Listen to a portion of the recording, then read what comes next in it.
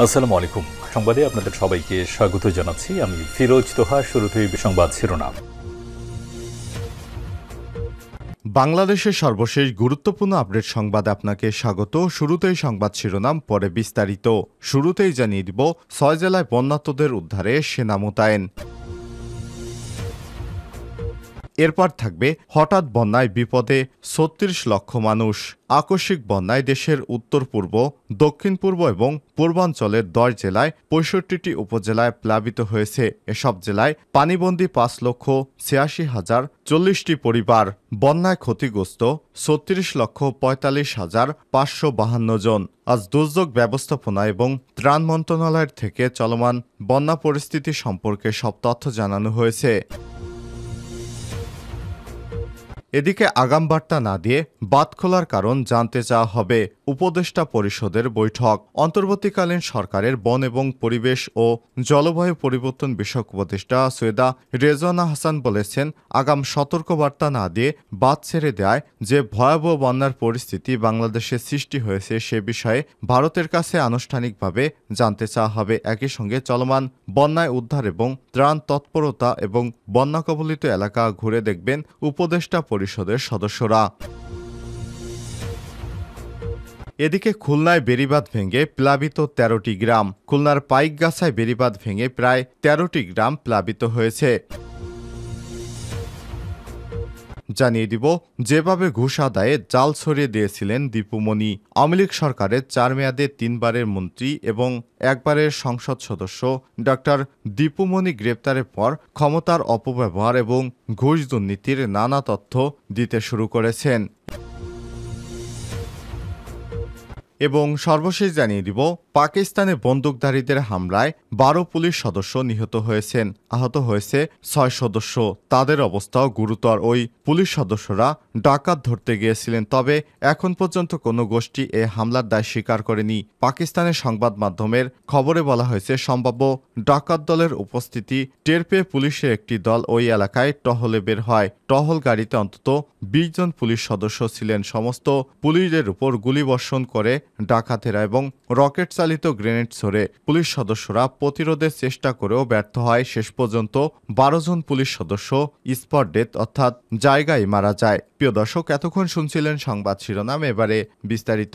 তবে তার আগে বন্ধুরা, অনুরোধ থাকবে সংবাদটিতে একটি লাইক দিন। এই চ্যানেলে আপনি নতুন হয়ে থাকলে আমাদের সংবাদটি দেখতে দেখতে চ্যানেলটি সাবস্ক্রাইব করে রাখুন। কমেন্ট করে আপনার মূল্যবান মতামত জানিয়ে দিন বন্ধুরা, আপনি বিশ্বের কোন দেশ থেকে আমাদের সংবাদটি দেখছেন এবং শুনছেন। এবারে বিস্তারিত। ৬ জেলায় বন্যার্তদের উদ্ধারে সেনা মোতায়েন। বাংলাদেশের উত্তর পূর্বাঞ্চল এবং দক্ষিণ পূর্বাঞ্চলে বন্যা পরিস্থিতির অবনতি হয় বৃহস্পতিবার ২২ আগস্ট। চট্টগ্রামের মিরসরাই, কুমিল্লা, বুড়িচং, ব্রাহ্মণবাড়িয়ার আখাউড়া, হবিগঞ্জের শায়েস্তাগঞ্জ এবং মৌলভীবাজারের কুলাউড়া বন্যার্তদের উদ্ধার কার্যক্রমে সেনাবাহিনী মোতায়েন করা হয়েছে। আন্তঃবাহিনী জনসংযোগ পরিদপ্তর আইএসপিআর এর সহকারী পরিচালক রাশেদুল আলম খান স্বাক্ষরিত সংবাদ বিজ্ঞপ্তিতে সব তথ্য জানানো হয়েছে।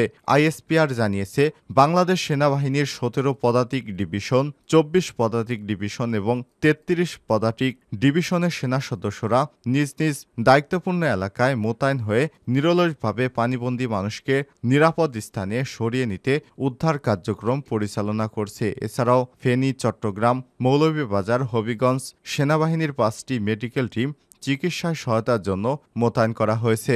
এতে বলা হয়েছে, ২১ আগস্ট থেকে বাংলাদেশ সেনাবাহিনীর ৩৩ পদাতিক ডিভিশন সেনা সদস্যগণ ফেনী জেলার পরশুরাম এবং ফুলগাজী উপজেলায় বন্যা দুর্গতদের উদ্ধারে মোতায়েন রয়েছে।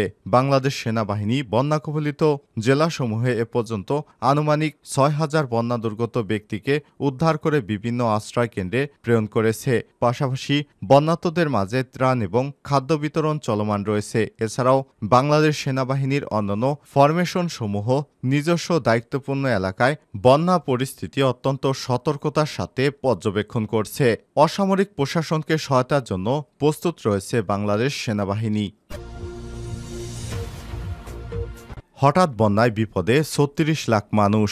আকস্মিক বন্যায় দেশের উত্তর পূর্ব, দক্ষিণ পূর্ব ও পূর্বাঞ্চলের 10টি জেলায় 65টি উপজেলা প্লাবিত হয়েছে। বন্যার পানিতে ডুবে ফেনী এবং ব্রাহ্মণবাড়িয়ায় 2 জনের মৃত্যু হয়েছে বলে জানিয়েছে মন্ত্রণালয়। তবে এখন পর্যন্ত 10 জনের মৃত্যুর খবর পাওয়া গেছে।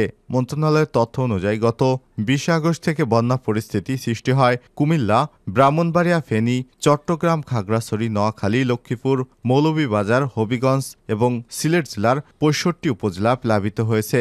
মন্ত্রণালয় জানিয়েছে, বন্যা দুর্গত এলাকায় ত্রাণ বিতরণ কার্যক্রম চলমান রয়েছে। এসব এলাকায় 3,32,00,000 টাকা সহ পর্যাপ্ত ত্রাণ সামগ্রী বরাদ্দ দেওয়া হয়েছে মন্ত্রণালয় থেকে। ক্ষতিগ্রস্তদের মাঝে বিতরণের জন্য 19,650 মেট্রিক টন চাল, 15,000 বস্তা শুকনো এবং অন্যান্য খাবার বরাদ্দ দেওয়া হয়েছে। পানিবন্দী এবং বন্যায় ক্ষতিগ্রস্তদের জন্য 246টি আশ্রয় কেন্দ্র খোলা হয়েছে। এর মধ্যে 82,694 জন আশ্রয় নিয়েছেন। উপদেষ্টা পরিষদের বৈঠক, আগাম বার্তা না দিয়ে বাঁধ খোলার কারণ জানতে চাওয়া হবে ভারতের কাছে। গতকাল বৃহস্পতিবার সকাল 11টায় রাষ্ট্রীয় অতিথি ভবন যমুনায় প্রধান উপদেষ্টা ড. মোহাম্মদ ইউনূসের সভাপতিত্বে অনুষ্ঠিত উপদেষ্টা পরিষদের বৈঠকে এই সিদ্ধান্ত নেওয়া হয়েছে। বৈঠক শেষে বিকাল 3টায় এক প্রেস ব্রিফিংয়ে রেজওয়ানা হাসান গণমাধ্যমকে সব কথা জানান। উপদেষ্টা আরও বলেন, সাম্প্রতিক গণঅভ্যুত্থানে নিহত এবং আহতদের জন্য একটি ফাউন্ডেশন গঠন করা হবে। ফাউন্ডেশনের প্রধান কাজ হবে প্রধান উপদেষ্টা ড. মোহাম্মদ ইউনূস। ফাউন্ডেশনের অন্যান্য গুরুত্বপূর্ণ পদে থাকবেন নিহত এবং আহতদের পরিবারের সদস্যরা। এই ফাউন্ডেশনের কাজ হবে নিহতদের ক্ষতিপূরণ প্রদান এবং আহতদের সুচিকিৎসা এবং তাদের পুনর্বাসন। খুলনায় বেড়িবাঁধ ভেঙে প্লাবিত 13টি গ্রাম। খুলনার পাইকগাছায় বেড়িবাঁধ ভেঙে প্রায় 13টি গ্রাম প্লাবিত হয়েছে। বৃহস্পতিবার 22 আগস্ট দুপুর পর্যন্ত উপজেলার দেলুটি ইউনিয়নের কালীনগর গ্রামের রেখামারি খালের নিচের দিকে ওই বেড়িবাঁধ ভেঙে যায়। জানা গেছে, পাইকগাছার কালীনগর গ্রামের পাশেই আছে ভদ্রা নদী। এদিন দুপুরের দিকে সেখানে পাবর 22 নম্বর উপকূল রক্ষায় বেড়িবাঁধ প্রায় 90 ফুটের মতো ভেঙে যায়। এ সময় 13টি গ্রামের মধ্যে পানি প্রবেশ শুরু করে। প্লাবিত গ্রামগুলো হলো কালীনগর, দারুল মল্লিক, গোপীপাগলা, তেলিখালী, সৈয়দখালী, খেজুরতলা, সেনের বের, হাটবাড়ি, ফুলবাড়ি, বাগিরদানা, দুর্গাপুর, হরিণখোলা এবং নোয়াই। যেভাবে ঘুষ আদায়ের জাল ছড়িয়ে দিয়েছিলেন দীপুমণি। আওয়ামী লীগ সরকারের 4 মেয়াদের 3 বারের মন্ত্রী এবং একবারের সংসদ সদস্য ডক্টর দীপুমণি গ্রেপ্তারের পর ক্ষমতার অপব্যবহার এবং ঘুষ দুর্নীতির নানা তথ্য দিতে শুরু করেছেন। বিগত সরকারের প্রথম মেয়াদে পররাষ্ট্র মন্ত্রণালয়, তৃতীয় মেয়াদে শিক্ষা মন্ত্রণালয় এবং চতুর্থ মেয়াদে সমাজ কল্যাণ মন্ত্রণালয়ের দায়িত্ব পান তিনি। পাশাপাশি আওয়ামী লীগের যুগ্ম সাধারণ সম্পাদকও ছিলেন তিনি। এসব পদপদবি পেয়ে গত 15-16 বছর তিনি বেশ বেপরোয়া ছিলেন। তার হাত থেকে দলীয় নেতাকর্মীরা পর্যন্ত রেহাই পাননি। তারা ছিলেন অনেকটা সংখ্যালঘুর মতো। দীপুমণির দুর্নীতি এবং অপকর্মের মূল সহযোগী ছিলেন তার ভাই JR ওয়াদুদ টিপু। টিপুর নেতৃত্বে প্রথমে পররাষ্ট্র মন্ত্রণালয়, পরে শিক্ষা মন্ত্রণালয়ের সিন্ডিকেট গড়ে তোলা হয়। চক্রে চাঁদপুর পুরানবাজার ডিগ্রি কলেজের অধ্যক্ষ রতন কুমার মজুমদারও ছিলেন। আত্মগোপনে থাকা অবস্থায় আইন শৃঙ্খলা রক্ষাকারী বাহিনীর হাতে গ্রেপ্তার হয়ে তিনি এখন রিমান্ডে আছেন। তবে তার ভাই টিপু এবং রতন কুমার এখনও পলাতক। দীপুমণির টাকার মেশিন ছিলেন চাঁদপুরের সদরের লক্ষ্মীপুর ইউনিয়নের সাবেক চেয়ারম্যান সেলিম খান ওরফে চোরা সেলিম। তার মাধ্যমে চাঁদপুরে বালুমহল থেকে হাজার হাজার কোটি টাকা হাতিয়ে নেন দীপুমণি এবং তার ভাই। আওয়ামী লীগ সরকারের পতন হলে চোরা সেলিম এবং তার ছেলে শান্ত খান এলাকা ছেড়ে পালিয়ে যাওয়ার সময় জনতার গণপিটুনিতে মারা যায়। চোরা সেলিমের মৃত্যু নিয়ে চাঁদপুরে নানা রকম আলোচনা আছে। অনেকে ইঙ্গিত করছেন দুর্নীতির পার্টনার চোরা সেলিমকে কৌশলে উত্তেজিত লোকজনকে উস্কে দিয়ে হত্যা করা হয়েছে, যাতে দীপুমণি বা তার ভাইয়ের অবৈধ টাকার সাক্ষী না থাকে। এদিকে দীপুমণির অবৈধ সম্পদের অনুসন্ধানে কাজ শুরু করেছে দুর্নীতি কমিশন দুদক।